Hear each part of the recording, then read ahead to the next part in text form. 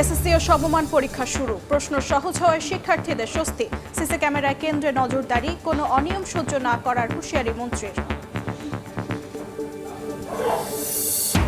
নওগাঁয় নিজ ঘরে বাবা মা সহ 2 শিশু সন্তানকে গলা কেটে হত্যা। স্বজনদের আর্তনাদ। টেকনাফে 3 যুবককে কুপিয়ে খুন।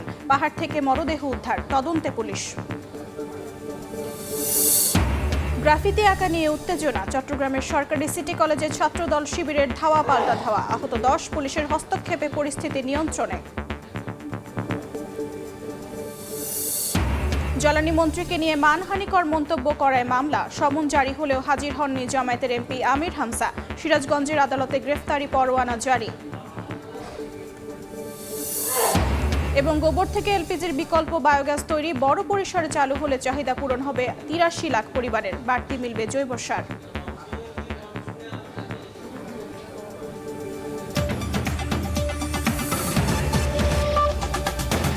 বাংলার সময়ের সঙ্গে আছি আমি অর্চিতা শেহসেন। শুরু হলো এসএসসি ও সমমান পরীক্ষা। অংশ নিয়েছে 18.5 লাখ পরীক্ষার্থী। প্রশ্নপত্র সহজ হওয়ায় খুশি তারা। প্রশ্ন ফাঁস ও নকল ঠেকাতে ঢাকার বাইরেও প্রতিটি কেন্দ্রে নেওয়া হয় বাড়তি সতর্কতা। সিসিটিভি ক্যামেরার আওতায় আনা হয়েছে কক্ষ। প্রথম দিনের পরীক্ষা শেষে স্বস্তি জানান শিক্ষার্থী ও অভিভাবকরা। কেন্দ্রের সামনে শিক্ষার্থী অভিভাবকদের ভিড়। আসন বিন্যাস দেখে নিজ নিজ কক্ষে গিয়ে বসছে শিক্ষার্থীরা। সারা দেশে শুরু হয়েছে এসএসসি ও সমমানের পরীক্ষা। মঙ্গলবার দেশের 9টি শিক্ষা বোর্ড সহ মাদ্রাসা ও কারিগরি বোর্ডে একযোগে শুরু হয় বাংলা প্রথম পত্রের পরীক্ষা। সকাল 10টায় শুরু হওয়া পরীক্ষা শেষ হয় বেলা 1টায়। প্রশ্ন নিয়ে ভিন্ন প্রতিক্রিয়া থাকলেও ভালো ফলের আশা সবার। পরীক্ষা অনেক ভালো হয়েছে। আমরা প্রথমে একটু নার্ভাস ছিলাম যে কি হবে, পরে যখন প্রশ্ন পাইলাম তখন তুলনামূলক সহজ পেয়েছি। ইনশাআল্লাহ A+ পাবো। পরীক্ষা মোটামুটি ভালোই ছিল। এমসিকিউটা একটু হার্ড ছিল। এমসিকিউ প্যাটার্ন যদি অন্যান্য পরীক্ষা এরকম হয় তাহলে আমাদের জন্য একটু টাফ হয়ে যাবে। আমার মতে কি পড়াশোনা করলে পরীক্ষা যতই কঠিন হোক না কোনো সমস্যা নেই। এবার প্রশ্ন ফাঁস ও নকল ঠেকাতে সিসি ক্যামেরার আওতায় আনা হয়েছে কেন্দ্র।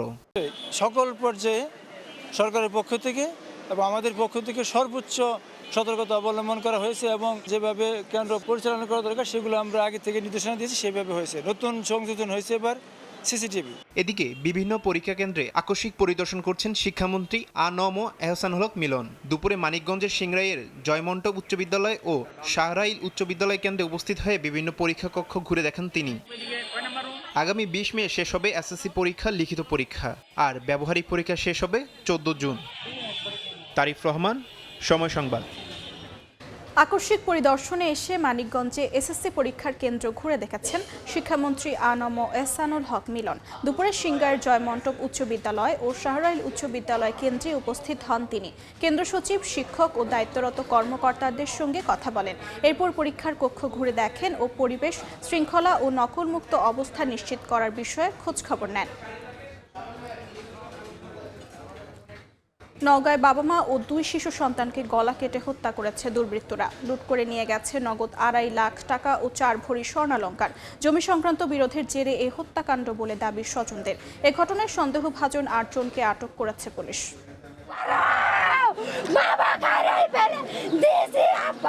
জমি নিয়ে বিরোধ গড়ায় কোর্ট পর্যন্ত, শেষমেশ গিয়ে থামল মৃত্যুতে।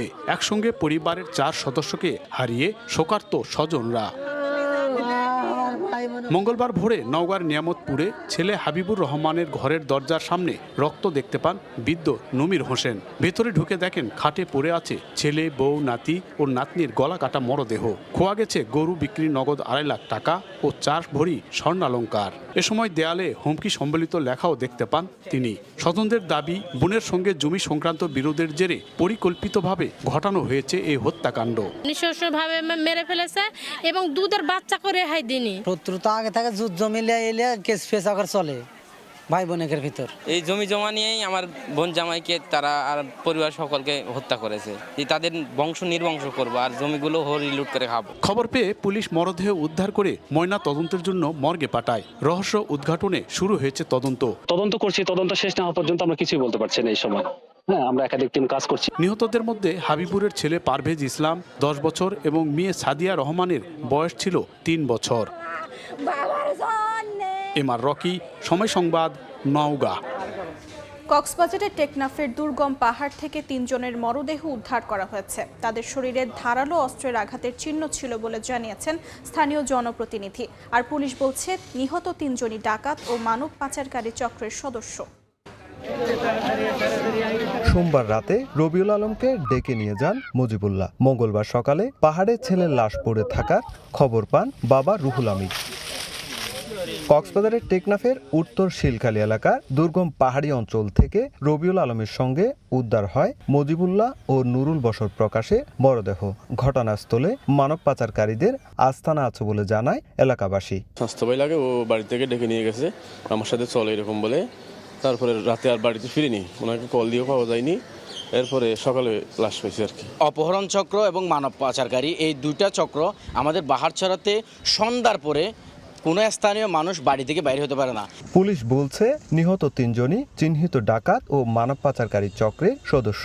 চক্রের অভ্যন্তরীণ বিরোধের জেরে এই হত্যাকাণ্ড ঘটতে পারে বলে প্রাথমিক ধারণা পুলিশের। তাদের শরীরে ধারালো অস্ত্রের আঘাত ও মাথায় জখমের চিহ্ন পাওয়া গেছে বলে জানিয়েছেন স্থানীয় জনপ্রতিনিধি। আমরা ঘটনাস্থলে গিয়ে দেখি ওখানে একটি ডেড বডি রয়েছে, তার মাথায় আঘাত। এলাকার স্থানে যারা ছিল তারও বলেছেন আরও 2 জনের নাকি এখানে 2 জন ছিল, 2 জনের লাশ ছিল। এরা ডাকাত বা অপহরণকারী দলের সদস্য, নিজেদের ভিতরে অন্তঃকন্দল বা কোন্দলের কারণে নিহত হয়েছে বলে প্রাথমিকভাবে জানা যায়। টেকনাফের বাহারছড়া ইউনিয়নের পাহাড়ি এলাকায় দীর্ঘদিন ধরে মানব পাচারকারী চক্র সক্রিয়। তাদের ভয়ে আতঙ্কে দিন কাটাচ্ছেন স্থানীয়রা। সুজাউদ্দিন রুবেল, সময় সংবাদ, কক্সবাজার। গ্রাফিতি আঁকা নিয়ে চট্টগ্রামের সরকারি সিটি কলেজে ছাত্রদল শিবিরের মধ্যে সংঘর্ষ হয়েছে। আহত হয়েছেন 10 জন। কলেজ ক্যাম্পাসের একটি গ্রাফিতিতে গুপ্ত রাজনীতি লেখাকে কেন্দ্র করে দুপুর 12টার দিকে প্রথম দফা সংঘর্ষ হয়। বিকেলে ছাত্র শিবির নিউ মার্কেট এলাকায় বিক্ষোভ মিছিল করলে আবারও দুপক্ষের ধাওয়া পাল্টা ধাওয়া হয়। এ সময় উভয় পক্ষের অন্তত 10 জন আহত হন। হামলার জন্য একে অপরকে দুষছে ছাত্রদল ও শিবির। খবর পেয়ে ঘটনাস্থলে গিয়ে পরিস্থিতি নিয়ন্ত্রণে আনে পুলিশ। ক্যাম্পাস এলাকায় থমথমে অবস্থা বিরাজ করছে। আমরা ওদেরকে মোড়ে দাঁড়িয়ে ওদেরকে মান নিষেধ করার পরও তারা আমাদের উপর, মনোনয়ন নেতৃবৃন্দের উপর এবং আমাদের কলেজ ছাত্র দলের নেতৃবৃন্দের উপর হামলা করে। যখনই পরীক্ষা চলতেছে তখনই তারা কলেজ ক্যাম্পাসে হামলা করে এবং সাধারণ শিক্ষার্থীদের উপর হামলা করে। সিটি কলেজে ঘটনা, আর নিউ মার্কেট মোড়ে আসছে মানব বন্ধ করার জন্য। আমরা আসি, পরিস্থিতি শান্ত আছে। নিউ মার্কেট আসছে তো এটা আমরা দুই পক্ষকে শান্ত করে দিচ্ছি, দুদিকে সরাই দিচ্ছি। জামায়াতের সংসদ সদস্য আমির হামজার বিরুদ্ধে গ্রেফতারি পরোয়ানা জারি করেছেন সিরাজগঞ্জ জেলা জজ আদালত। এই প্রথম ত্রয়োদশ সংসদের কোনো সদস্যের বিরুদ্ধে গ্রেফতারি পরোয়ানা জারি হলো। চলতি বছর এক অনুষ্ঠানে বক্তব্য দেওয়ার সময় বিদ্যুৎ ও জ্বালানি মন্ত্রীকে নাস্তিক ও ইসলাম বিদ্বেষী বলে মন্তব্য করেন আমির হামজা। পরে এ নিয়ে তার বিরুদ্ধে মানহানির মামলা করেন সিরাজগঞ্জ জেলা জজ আদালতের অতিরিক্ত public prosecutor Humayun Kabir. 2 April আদালতে হাজির হতে আমির হামজার বিরুদ্ধে জারি করা হয় সমন। তিনি হাজির না হয় মঙ্গলবার গ্রেফতারি পরোয়ানার আদেশ দেন বিচারক। বাংলা সময় আরও থাকছে। ময়মনসিংহে জমি নিয়ে বিরোধের জেরে কলেজ ছাত্র শাহিনুর আলম হত্যাকাণ্ড। প্রায় 5 বছর পর মামলার রায় দিলেন আদালত। 7 আসামির মৃত্যুদণ্ড। নাটোর বাস মালিক সমিতির সঙ্গে দ্বন্দ্বে রাজশাহী ঢাকা রুটে বাস চলাচল বন্ধ করে দিয়েছে রাজশাহী বাস মালিক সমিতি। ভোগান্তিতে পড়েছেন সাধারণ যাত্রীরা। এই মুহূর্তে বাস টার্মিনালে আছেন সহকর্মী কামরুজ্জামান মামুন। সরাসরি যাচ্ছে সেখানে। বাসে করে রাজশাহী থেকে ঢাকাগামী যাত্রীদের জন্য আসলে এখনো কোনো সুখবর নেই আমার কাছে, কেননা রাজশাহী থেকে ঢাকা রুটে সমস্ত বাস চলাচল বন্ধ রয়েছে। রাজশাহী যে ঢাকা কাউন্টার রয়েছে শিরোইল বাস টার্মিনালের পাশে, সেখান থেকে কোনো বাস দুপুর পর থেকে এ পর্যন্ত ছেড়ে যায়নি। বাসগুলো সারিবদ্ধভাবে রাখা আছে। তবে ঢাকা থেকে যে বাসগুলো রাজশাহীতে আসছে সেগুলো আসতে পারছে, কিন্তু যাবার বেলায় কিন্তু সম্ভব হচ্ছে না। বলে রাখি, যাত্রী যারা অপেক্ষা করছিলেন, যারা জানতেন না ঘটনা যে বাস চলাচল বন্ধ, তারা কিন্তু এসেছিলেন এবং আসার পরে তাদের টিকিট ফেরত নেওয়া হয়েছে এবং টিকিটের টাকা ফেরত দেওয়া হয়েছে।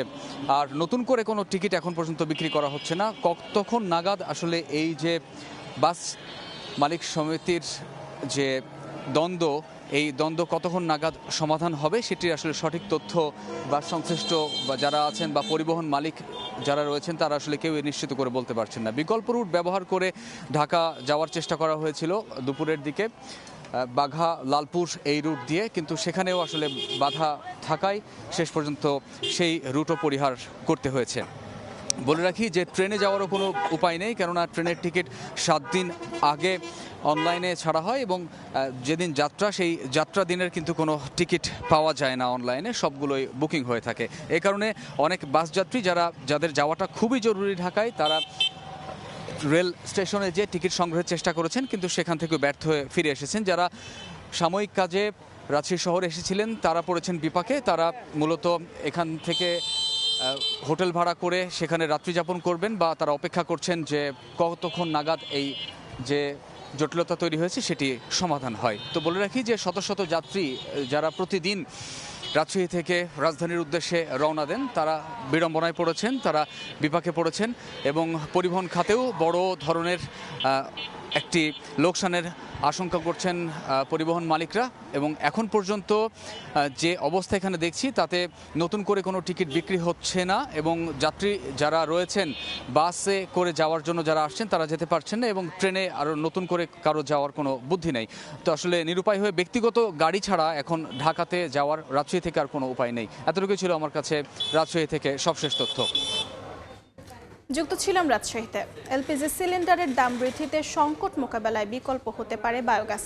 শুধুমাত্র গরুর গোবর থেকে পূরণ হতে পারে 83 লাখ পরিবারের গ্যাসের চাহিদা। বিশেষজ্ঞরা বলছেন সঠিক পরিকল্পনা নিলে নিজেই গ্যাস উৎপাদন করতে পারবে মানুষ। বাড়তি হিসেবে পাওয়া যাবে জৈব সারও। হেদায়েতুল ইসলাম বাবুর রিপোর্ট।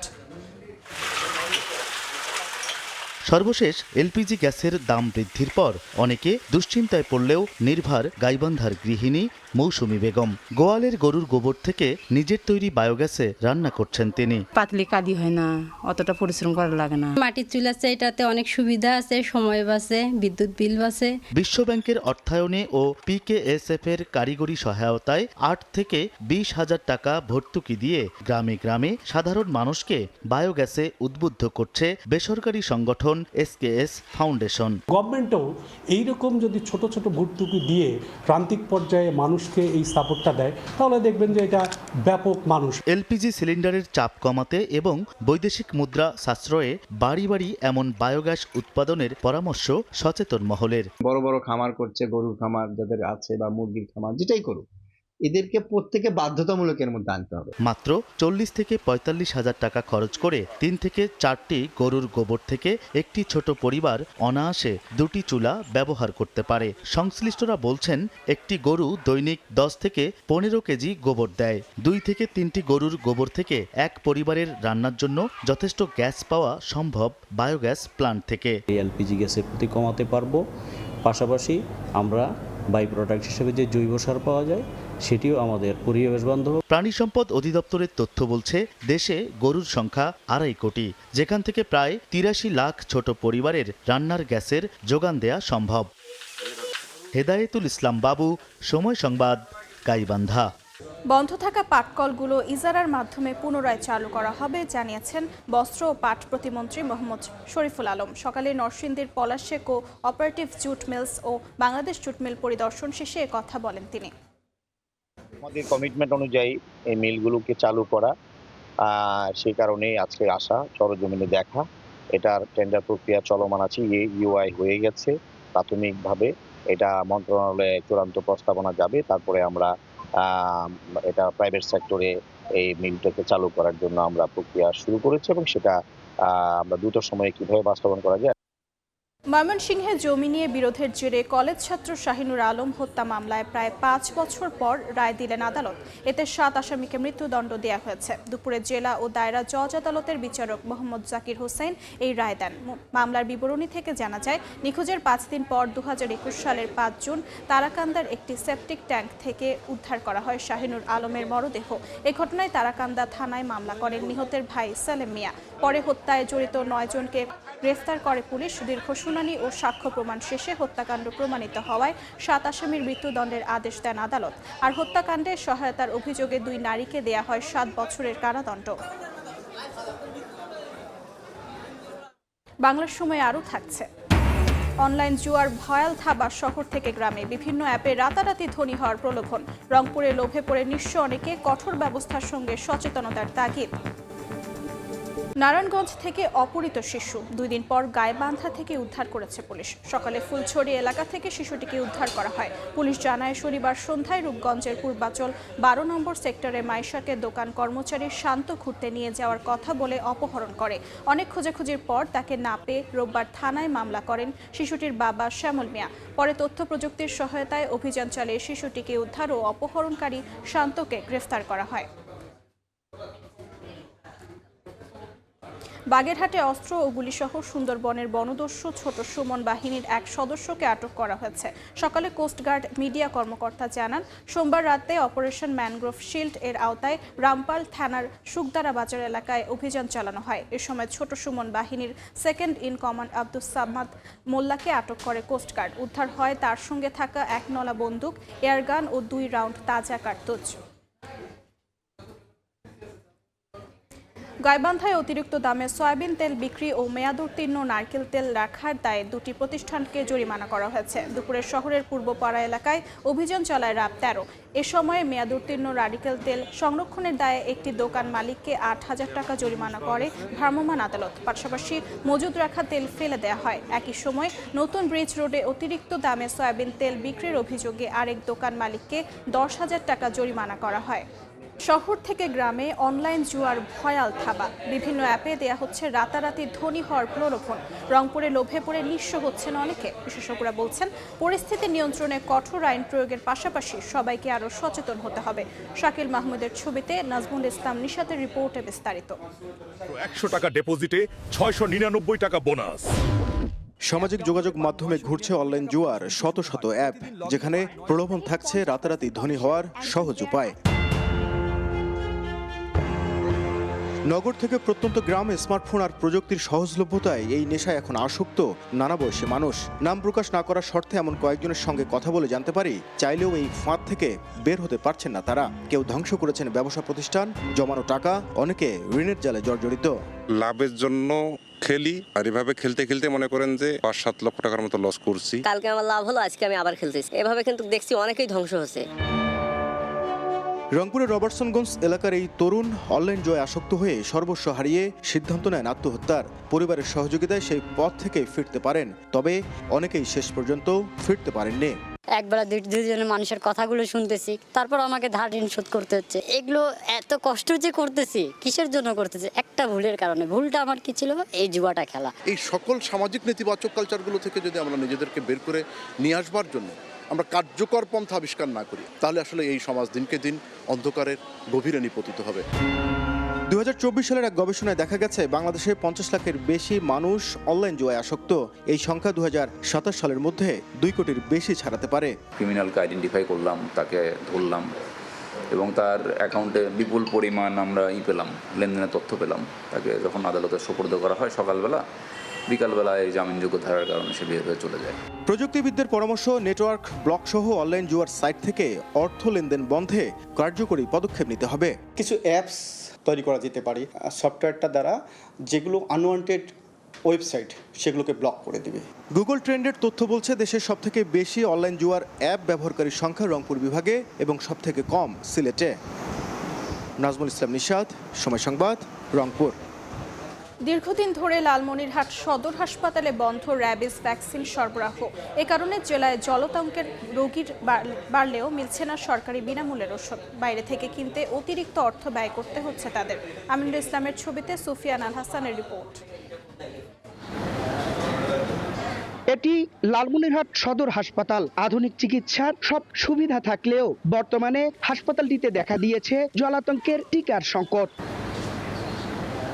কুকুর বা বিড়ালের কামড়ে আক্রান্ত হয়ে প্রতিদিনই জেলার বিভিন্ন প্রান্ত থেকে রোগীরা ছুটে আসছেন এখানে। তবে দীর্ঘক্ষণ লাইনে দাঁড়িয়ে থেকেও মিলছে না কাঙ্ক্ষিত সেবা। সরকারিভাবে না পেয়ে 5 জন মিলে কিনতে হচ্ছে ভ্যাকসিন। এতে হয়রানির শিকার হচ্ছেন রোগী ও তার স্বজনরা। বিড়াল কামড় দিয়েছিল, তো আমি আজকে একটু আগে আসছিলাম, আসি দেখলাম যে এখানে ভেতরে ঢুকছিলাম, ভেতরে কথা বলে ভ্যাকসিন নাই। এখানে এসে দেখি আসলে এই ধরনের কোনো ইঞ্জেকশন এই হাসপাতালে নাকি সাপ্লাই নাই। যে সরকারি মেডিকেলে সবকিছুই ফ্রি সার্ভিস দেওয়া হয়, কিন্তু এখানে এসে দেখি যে ফ্রি দিচ্ছে না, ওনারা টাকা নিচ্ছে।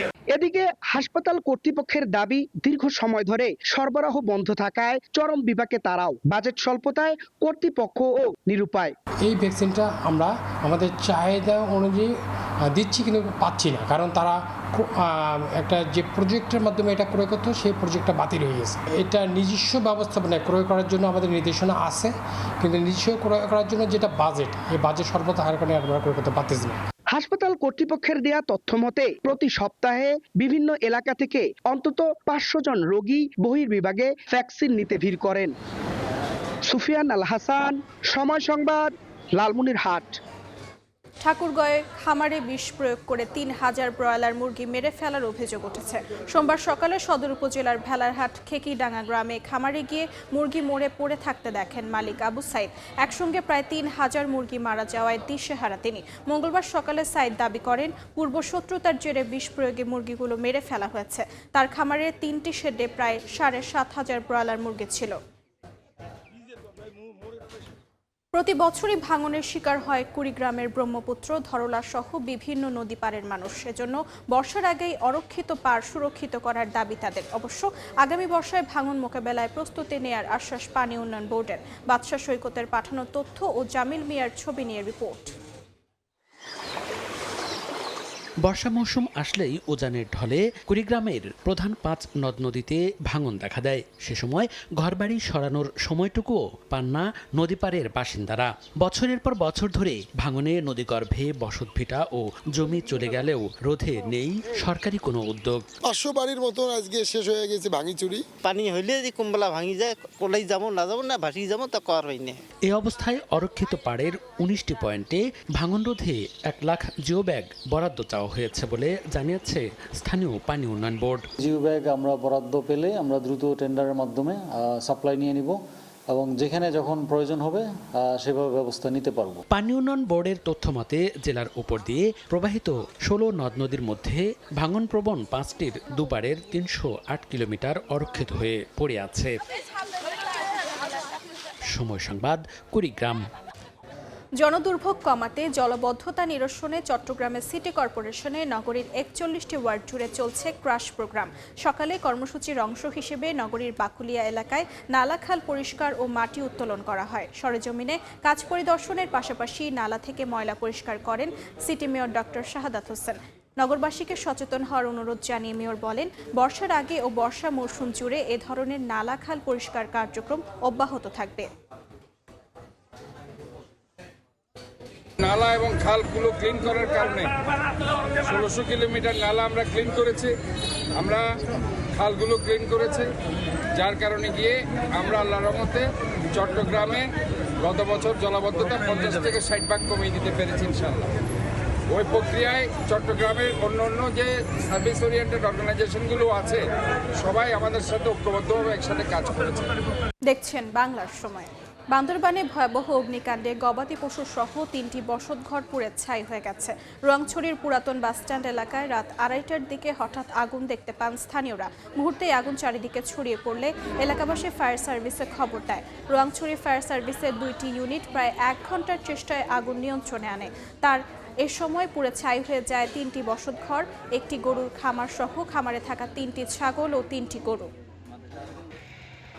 পাবনায় চাকায় ওড়না পেঁচায় অটোরিকশা থেকে সড়কে ছিটকে পড়ে মাদ্রাসার ছাত্রীর মৃত্যু হয়েছে। সকালে বাবার সঙ্গে সিএনজি চালিত অটোরিকশায় করে যাচ্ছিলেন জেসমিন আক্তার ঋতু।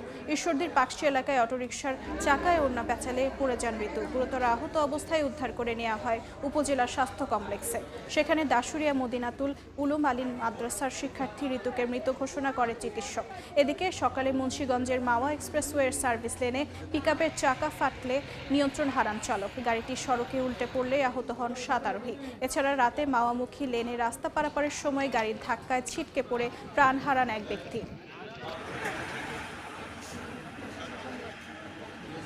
শিক্ষার্থীদের ডিভিএম ডিগ্রিতে পুনর অন্তর্ভুক্তি নিশ্চিতকরণের দাবি জানিয়েছে পটুয়াখালী বিজ্ঞান ও প্রযুক্তি বিশ্ববিদ্যালয়ের শিক্ষার্থীরা। সকালে বরিশাল প্রেস ক্লাবে সংবাদ সম্মেলন করে বিশ্ববিদ্যালয়ের ডক্টর অব ভেটেরিনারি মেডিসিন বিভাগের শিক্ষার্থীরা। এ সময় তারা জানান 2025 সালে ডিভিএম ও অ্যানিমাল হাজবেন্ড্রি ডিগ্রি বাতিল করে নতুন কম্বাইন্ড ডিগ্রি চালু করা হয়। এর বিরুদ্ধে হাইকোর্টে গেলে আদালতে অবৈধ ঘোষণা করে। রায় পাওয়ার পরও বিশ্ববিদ্যালয় প্রশাসন পদক্ষেপ নেয়নি বলে অভিযোগ করেন তারা। শিগগিরই বিষয়টির সমাধান না হলে কঠোর কর্মসূচির হুঁশিয়ারি দেন শিক্ষার্থীরা। প্রশাসনের এ ধরনের বৈষম্যমূলক আচরণে ডিবিএম ডিসিপ্লিনের শিক্ষার্থীরা বিক্ষুব্ধ হয়। আমরা এখানে সম্পূর্ণ বৈষম্যের শিকার। আমরা কিন্তু কেউ কম্বাইন্ড ডিগ্রি চাই নাই, আমরা চাই আমাদের ডিবিএম ডিগ্রি পড়তে, কিন্তু স্যাররা বা আমাদের ভার্সিটি অথরিটি সে জায়গায় আমাদেরকে চাপিয়ে দিচ্ছে। জ্বালানি তেলের সংকটে বিপাকে পড়েছেন গাইবান্ধার তিস্তা ও ব্রহ্মপুত্র নদের বিদ্যুৎবিহীন 1.5 শতাধিক চরের কৃষক। সেচ কার্যক্রম ব্যাহত হওয়ায় ভরা মৌসুমে ফসলের ক্ষতির আশঙ্কা করছেন তারা। যদিও সংকট সমাধানের চেষ্টা চলছে বলে জানিয়েছে স্থানীয় কৃষি বিভাগ ও জেলা প্রশাসন। সোহেল রানার তোলা ছবি নিয়ে বিপ্লব ইসলামের রিপোর্ট। চারপাশে সবুজের সমারোহ, কিন্তু সেচের অভাবে ফেটে যাওয়ার দুশ্চিন্তায় মাথায় হাত কৃষকের। গাইবান্ধার ফুলছড়ি উপজেলার ব্রহ্মপুত্র নদের ব্যাংকের চরে কৃষক আবু জাফর 3 বিঘা জমিতে করেছেন বড় ও 2 বিঘা জমিতে ভুট্টার আবাদ। সেচের জন্য জ্বালানি তেলের অভাবে কপালে পড়েছে তার চিন্তার ভাঁজ। একই অবস্থা তিস্তা ও ব্রহ্মপুত্র নদের বিস্তীর্ণ চরাঞ্চলের অন্যান্য কৃষকদেরও। বিদ্যুৎ সুবিধা নেই, এর মাঝে আবার জ্বালানি তেলের সংকটে বন্ধ রয়েছে ডিজেল চালিত সেচ পাম্প।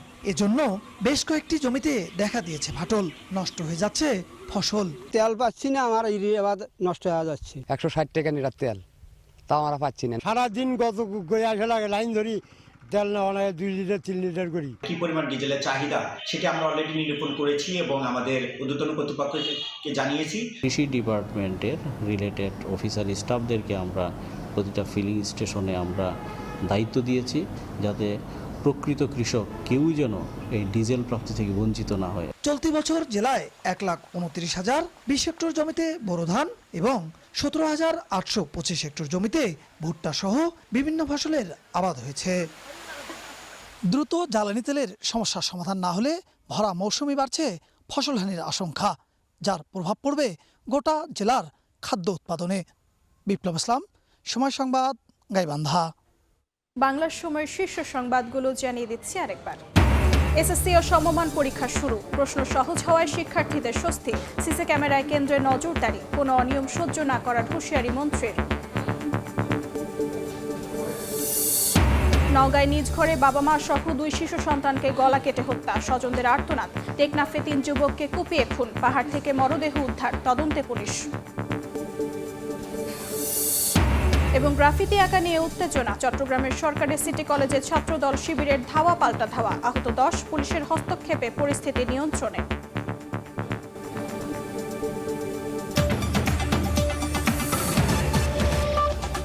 এই ছিল বাংলার সময়। এরপর দেখবেন সন্ধ্যার সময়ের সঙ্গে থাকবেন এমদাদুল হক। শেজান, আপনাকে ধন্যবাদ। সন্ধ্যার সময় নিয়ে আসছে কিছুক্ষণ পর, সঙ্গে থাকুন সময়ে।